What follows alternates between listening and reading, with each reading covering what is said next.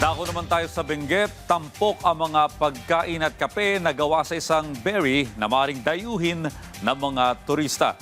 Kung ano yan, silipin sa ulat ni Ala Sungduan ng PTV Cordillera. May bago at kakaibang aktibidad na maaari ninyong ma-enjoy sa Tuba Benguet na kauna-unahan sa bayan na kilala bilang Highways of Discoveries.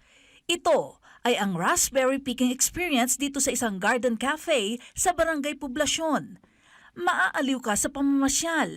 Masisiyahan ka pa sa pagkain ng organic raspberry na maganda sa kalusugan, lalo pat sariwa at masustansya ito. Kagandahan nun, pagka sarili mo na-enjoy mo yung pagpipik kasi bukod sa masustansya, makikita mo mismo yung mga fruit at saka yung halaman mismo at saka at least masasabi namin na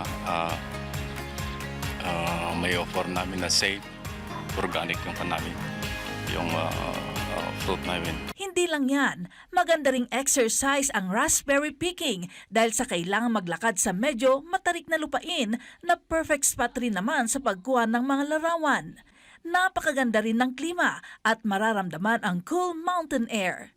Ang raspberry picking na ang ideya ay nakuha sa Europa ay unang binuksan sa Atok Benguet bago ang pandemya.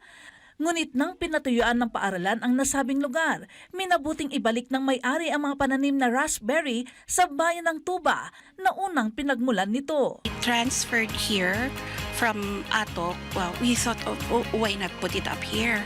We don't have to pay rent. So, yeah, we came here. Ngayon, isa na ang lugar sa mga ipinagmamalaking bahagi ng tour circuit sa Tuba. Bukod sa coffee and local food tasting, may mga produktong gawa rin sa raspberry na maaring ma-enjoy. We have pastries. We are working on wines and vinaigrette and other... We'll see. Ala Sunduan para sa Pambansang TV sa Bagong Pilipinas.